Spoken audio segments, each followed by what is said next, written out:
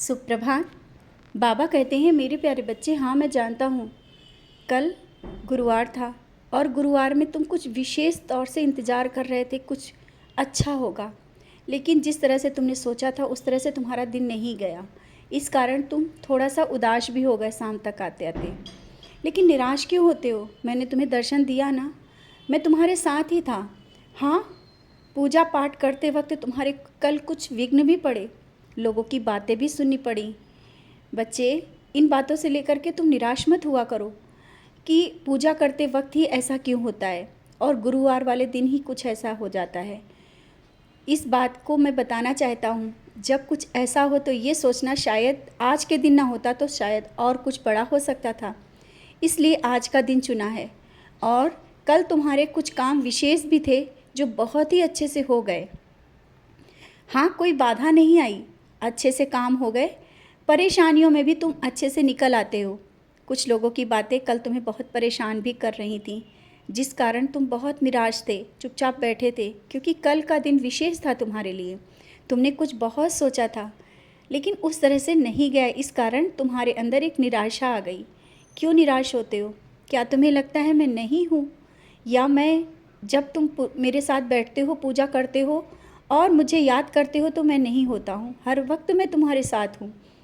कुछ चीज़ें ऐसी हैं जो सही हो रही हैं लेकिन समय लग रहा है और सबूरी की बहुत ज़रूरत है। तुम कहते हो कि सबूरी कब तक करें? बच्चे, यही तो है कि तुम्हारी सबूरी देख रहा हूँ मैं, और सबूरी के साथ उन चीज़ों को निकाल रहा हूँ जो तुम्हारे जीवन में आगे के लिए विघ्न डालने वाली थी। आज भले ही तुम्हें लग रहा है कि ये चीज़ें खराब हो रही हैं, लेकिन आने वाले भविष्य के लिए तुम्हें मैं बहुत ये चीज़ें साफ़ करके आगे बढ़ा रहा हूँ। जब तुम आगे बढ़ोगे तो तुम्हें याद रहेगा कि परेशानियों से निकल के तुम आज आ गए हो, और फिर परेशानियों को तुम्हें सामना करना ही नहीं पड़ेगा। कोई परेशानी तुम्हारे पास नहीं आ सकती है। जब सुख का दौर चलेगा ना तो सुख ही सुख होगा। ये जो पल है ना, कट जाने दो, मैं हूँ ना तुम्हारे साथ। हंसते हुए मुस्कुराते हुए इन पलों को काट दो।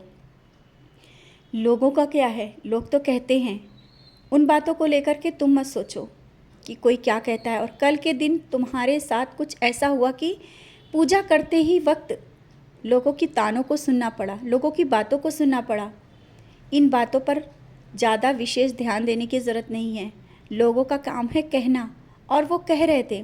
तुम्हारी सबूरी की उस समय परीक्षा भी चल रही थी और तुम चुपचाप उन बातों को सुनते हुए मेरे पास बैठे थे और मुझसे कह रहे थे। तुम्हारे आंखों में आंसू भी भरे थे, मैं देख रहा था। ये मत सोचो कि मैं नहीं देख रहा था। तुम मेरे प्रिय बच्चे हो, और जब तुम रोते हो तो मैं भी उदास होता हूँ, ये हमेशा याद रखना। तुम अपने घर के स्वरूप में देखना, तुम्हारे ऊपर जब कोई भी तकलीफ़ आती है, जब कोई कुछ कहता है तो मैं उदास हो जाता हूँ। और आज जो ये परेशानी का दौर है ना, ये भी कट जाएगा। मैं हर पल तुम्हारे साथ रहता हूँ, और किसी अपने के लिए विशेष चिंतित हो ना, उसके साथ मैं हूँ। निराश मत हो, उतना मत सोचो जितना परेशान हो रहे हो। मैं हूँ ना उसके साथ, सब कुछ बहुत अच्छा होगा।